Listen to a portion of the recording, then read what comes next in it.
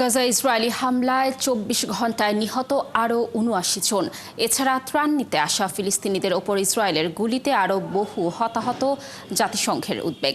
এদিকে সীমান্ত অঞ্চলে উত্তেজনা ঠেকাতে চিরবৈরী দুই দেশ ইসরায়েল ও সিরিয়া সরাসরি যোগাযোগ করছে বলছে বিভিন্ন সূত্র।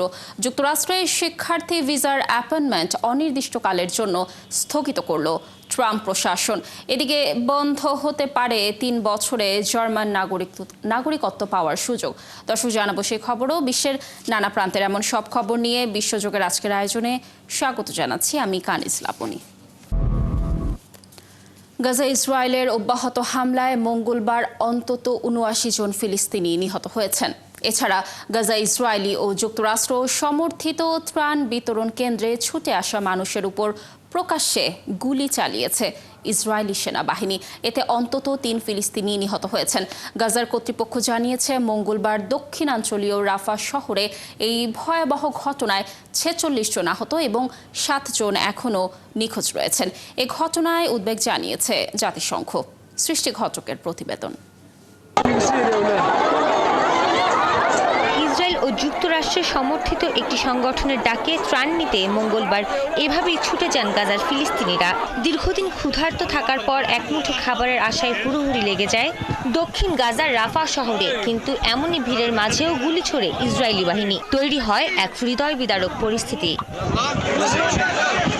গাজা কর্তৃপক্ষ জানিয়েছে মঙ্গলবার দক্ষিণাঞ্চলীয় রাফা শহরে এই ভয়াবহ ঘটনায় ৩ জন নিহত, ৪৬ জন আহত এবং ৭ জন এখনও নিখোঁজ রয়েছেন।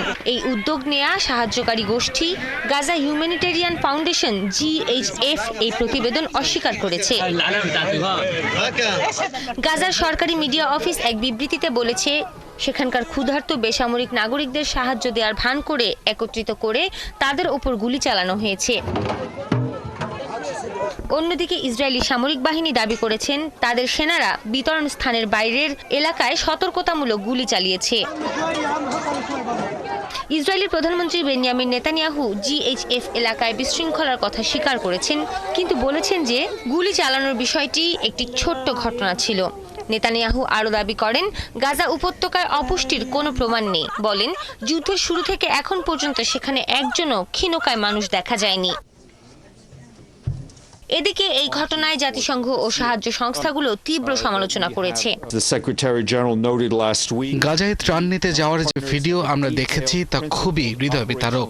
সেক্রেটারি জেনারেল গত সপ্তাহে যেমনটি বলেছেন, গাজায় ত্রাণ বিতরণ করার জন্য আমাদের একটি সুনির্দিষ্ট পরিকল্পনা তৈরি আছে। তাতে করে ক্ষুধার্ত ফিলিস্তিনিরা ঠিকমতো ত্রাণ পাবে এবং মানবিক সংকট মোকাবেলা করা সম্ভব হবে। গাজায় ইসরায়েলি হামলা আর গ্রহণযোগ্য নয় এমন মন্তব্য করেছেন জার্মান চ্যান্সেলর ফ্রিডরিশ মের্জ। তিনি ইসরায়েলের কঠোর সমালোচনা করে ফিনল্যান্ডের এক সংবাদ সম্মেলনে বলেন, হামাস বিরোধী যুদ্ধের কথা বলে গাজায় যে বোমাবর্ষণ চলছে তা আর কোনো যুক্তি দিয়েই ব্যাখ্যা করা যায় না। এর আগে মঙ্গলবার রাত জুড়ে গাজার বিভিন্ন জায়গায় হামলা অব্যাহত রাখে ইসরায়েলি সেনারা। এতে আরও অর্ধশতাধিক মানুষ হতাহত হন। এই নিয়ে গেল ৬০০ দিনে ইসরায়েলি হামলায় নিহত হয়েছে ৫৪,০০০-এর বেশি ফিলিস্তিনি। এদিকে গাজা উপত্যকার মোট কৃষি জমির ৫% কম এখন চাষের উপযোগী বলে জানিয়েছে জাতিসংঘের খাদ্য ও কৃষি সংস্থা FAO। পরিস্থিতিকে চরম উদ্বেগজনক উল্লেখ করে সংস্থাটি জানায়, গাজার মোট কৃষি জমির ৮০%-এর বেশি ক্ষতিগ্রস্ত হয়েছে। এছাড়া ইসরায়েলি অবরোধের কারণে ৭৭.৮% জমিতে এখন কৃষকের প্রবেশ সম্ভব নয়। সৃষ্টি ঘটক, ৭১। দীর্ঘ শত্রুতার ইতিহাস থাকা সত্ত্বেও সাম্প্রতিক সপ্তাহগুলোতে সরাসরি বৈঠক করেছে সিরিয়া ও ইসরায়েল। দুই দেশের প্রতিনিধিদের মধ্যে এই আলোচনা সীমান্ত অঞ্চলে উত্তেজনা কমানো এবং সম্ভাব্য সংঘাত এড়ানোর লক্ষ্যে অনুষ্ঠিত হয়েছে। যুক্তরাষ্ট্র নতুন সিরীয় ইসলামপন্থী শাসকদের সঙ্গে ইসরায়েলের সম্পর্ক স্থাপনে উৎসাহ দিচ্ছে বলে জানা গেছে।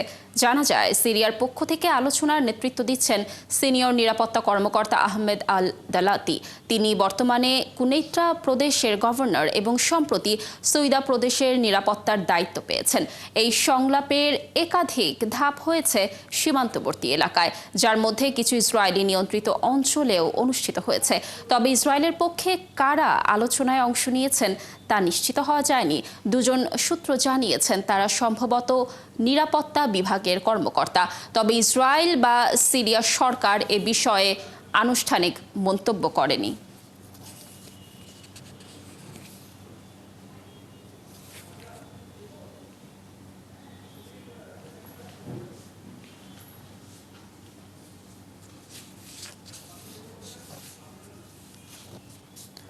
যুক্তরাষ্ট্রে ভিসা আবেদনকারী শিক্ষার্থীদের জন্য নতুন সাক্ষাৎকার স্থগিত করেছে ডোনাল্ড ট্রাম্প প্রশাসন। একই সঙ্গে বিদেশি শিক্ষার্থীদের সামাজিক যোগাযোগ মাধ্যম যাচাই বাধ্যতামূলক করার উদ্যোগ নেওয়া হয়েছে বলে জানিয়েছে বিভিন্ন গণমাধ্যম। পরবর্তী নির্দেশনা জারি না হওয়া পর্যন্ত এই স্থগিতাদেশ বহাল থাকবে বলে একটি কূটনৈতিক বার্তায় জানিয়েছেন মার্কিন পররাষ্ট্রমন্ত্রী মার্কো রুবিও। বিস্তারিত মনিরুজ্জামান বাবুর প্রতিবেদনে।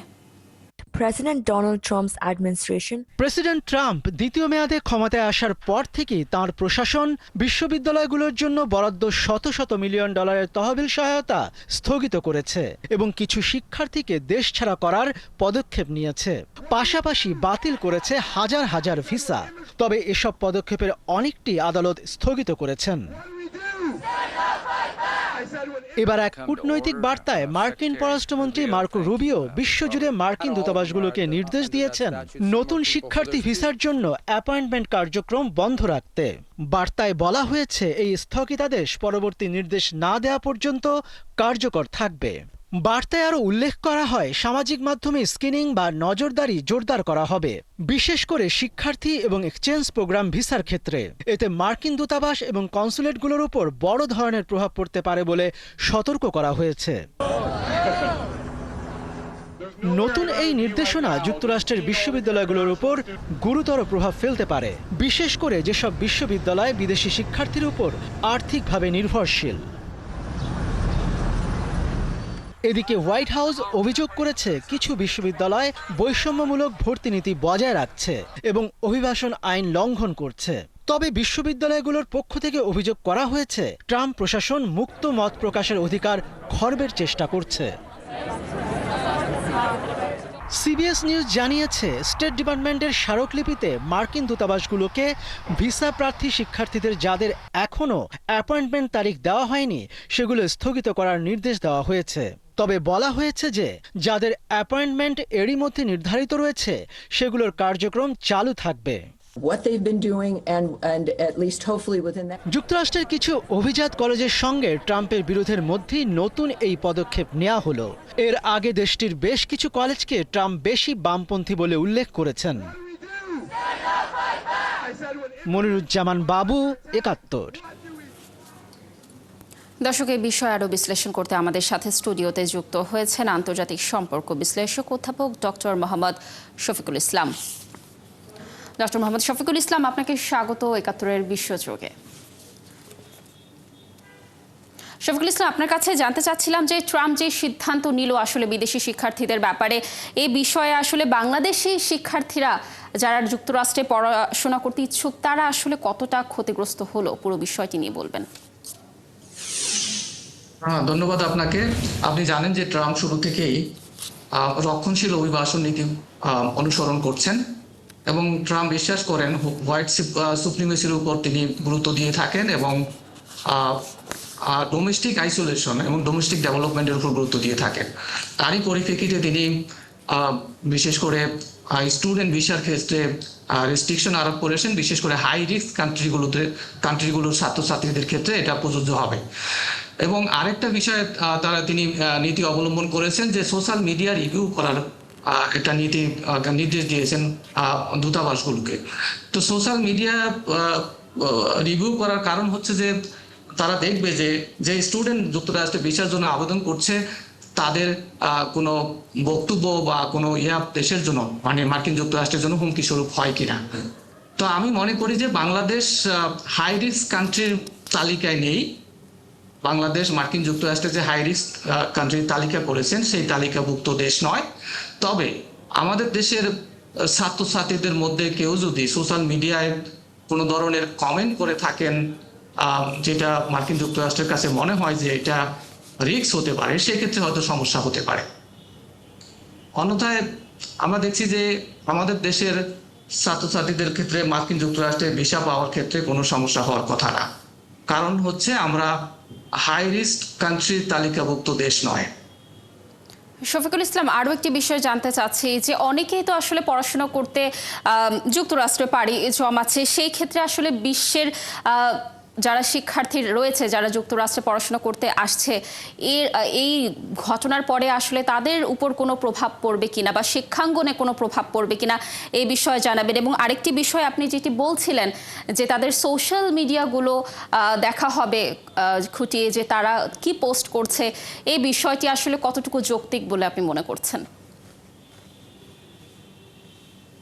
হ্যাঁ, ধন্যবাদ আপনাকে। অবশ্যই যুক্তরাষ্ট্রের যে বিশ্ববিদ্যালয়গুলোর উপর প্রভাব পড়বে, কারণ যুক্তরাষ্ট্রের অনেক বিশ্ববিদ্যালয় বিদেশি স্টুডেন্টদের টিউশন ফি এবং অন্যান্য ফির উপর ভিত্তি করে চলে।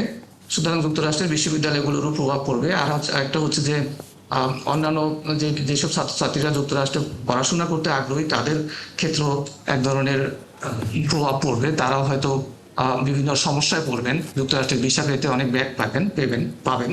তবে আমি মনে করি যে সোশ্যাল মিডিয়া রিভিউ করার যে নীতি অবলম্বন করেছেন সেটা আসলে কোনো যৌক্তিক নীতি নয়।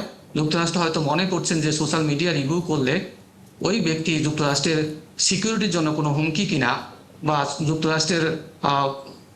যুক্তরাষ্ট্রের যে হাই রিস্ক যে রিস্কের কথা তিনি বলছেন সেই রিস্কের কোনো হুমকি কিনা সেটা দেখার জন্যই আসলে সোশ্যাল মিডিয়া রিভিউ করার কথা বলা হয়েছে। এখানে আরেকটা বিষয় আপনাকে মনে রাখতে হবে যে এখানে আরেকটা বিষয় উল্লেখ করা হয়েছে, যারা প্রো ফিলিস্তিনিয়ান ভিউ অবলম্বন করে, মানে ফিলিস্তিনের যুক্তরাষ্ট্রের যে নীতি, সেই নীতির কারণে যুক্তরাষ্ট্রের প্রতি যারা মানে ক্ষুব্ধ তাদের ক্ষেত্রেও তিনি ওই একই নীতি অবলম্বন করছেন। কারণ তারা মনে করছে যে ট্রাম্প প্রশাসন মনে করছে যে তারা যদি মার্কিন যুক্তরাষ্ট্রে আসে, যুক্তরাষ্ট্র যে ইসরায়েলের নীতি বা যুক্তরাষ্ট্রের ফিলিস্তিনিয়ান যে নীতি, সেই নীতির কারণে তারা মার্কিন যুক্তরাষ্ট্রের আইন শৃঙ্খলা পরিস্থিতির জন্য হুমকি হতে পারে। হয়তো তারা মনে করছে যে এটা হয়তো তাদের জন্য রিস্ক হতে পারে। ডক্টর মোহাম্মদ শফিকুল ইসলাম, আপনাকে অসংখ্য ধন্যবাদ আজ ৭১ সংযোগে যুক্ত থাকার জন্য। রাশিয়ার প্রেসিডেন্ট ভ্লাদিমির পুতিন আগুন নিয়ে খেলছেন বলে হুঁশিয়ারি দিয়েছেন মার্কিন প্রেসিডেন্ট ডোনাল্ড ট্রাম্প। এছাড়া তিনি না থাকলে রাশিয়ার সঙ্গে ইতোমধ্যে অনেক খারাপ কিছু ঘটে যেত বলেও মন্তব্য করেছেন মার্কিন রিপাবলিকান এই প্রেসিডেন্ট। মঙ্গলবার নিজের সোশ্যাল মিডিয়া প্ল্যাটফর্ম ট্রুথ সোশ্যালে দেওয়া এক পোস্টে ট্রাম্প এসব কথা বলেন। এর আগে গত রোববার ট্রাম্প বলেন পুতিন পুরোপুরি পাগল হয়ে গেছেন, কারণ রাশিয়া টানা ৩ রাত ধরে ইউক্রেনে বিমান হামলা চালাচ্ছে। বিভিন্ন শহরে রাতভর ড্রোন ও ক্ষেপণাস্ত্র হামলায় বহু মানুষ হতাহত হয়েছে।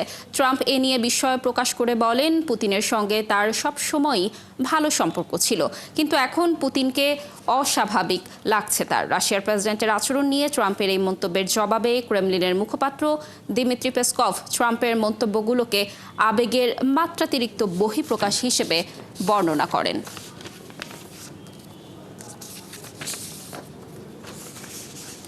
তিন বছরে জার্মান নাগরিকত্ব পাওয়ার সুযোগ বন্ধে নতুন আইন তৈরি করতে যাচ্ছে জার্মানি।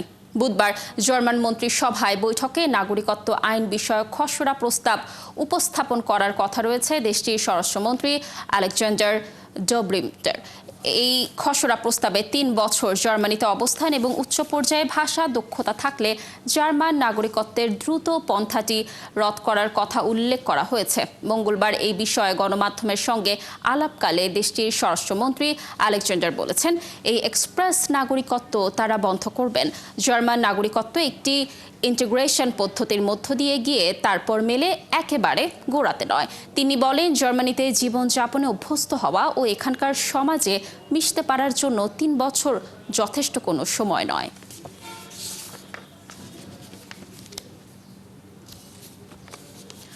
যুক্তরাষ্ট্রের মহাকাশ প্রতিরক্ষা পরিকল্পনা গোল্ডেন ডোম ঘিরে বিশ্বজুড়ে উদ্বেগ বাড়ছে।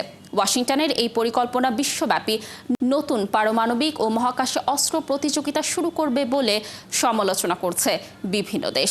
যুক্তরাষ্ট্রের মহাকাশ প্রতিরক্ষা পরিকল্পনা ব্যবস্থা পারমাণবিক যুদ্ধকে মহাকাশে টেনে নিতে পারে বলে নিন্দা জানিয়েছে উত্তর কোরিয়া। অন্যদিকে এটি নিরাপত্তার ভারসাম্য বিনষ্ট করবে বলে মন্তব্য করেছে দেশটির পররাষ্ট্র মন্ত্রণালয় বলছে, যুক্তরাষ্ট্র কেবল নিজের নিরাপত্তা নিশ্চিত করতে গিয়ে অন্য দেশের নিরাপত্তাকে হুমকির মুখে ফেলছে। এদিকে এই প্রকল্পকে উস্কানিমূলক এবং অহংকারের চূড়ান্ত বহিঃপ্রকাশ হিসেবে আখ্যা দিয়েছে উত্তর কোরিয়া। পিয়ংইয়ং বলছে, মহাকাশকে সম্ভাব্য পারমাণবিক যুদ্ধক্ষেত্রে পরিণত করছে ওয়াশিংটন।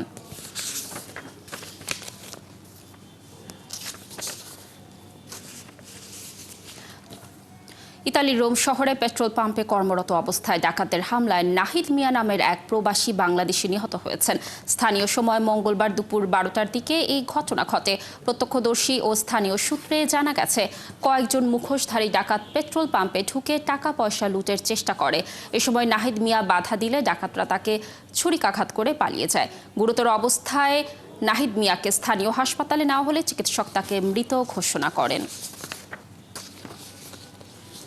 এই প্রথম আফ্রিকান ডে অ্যাওয়ার্ড পেলেন বাংলাদেশি বংশোদ্ভূত ব্রিটিশ নাগরিক মিসবাহ BH চৌধুরী। আফ্রিকা মহাদেশে বিভিন্ন দেশে শিক্ষা প্রসারে কাজ করে বিশেষ অবদানের জন্য তিনি এই সম্মাননা লাভ করেন। গ্লোবাল হিউম্যানিটি অ্যাওয়ার্ড ক্যাটাগরিতে মিসবাহ এই পুরস্কার পান। তার সঙ্গে সারা পৃথিবীর আরও 8 জন এই পুরস্কারে ভূষিত হন।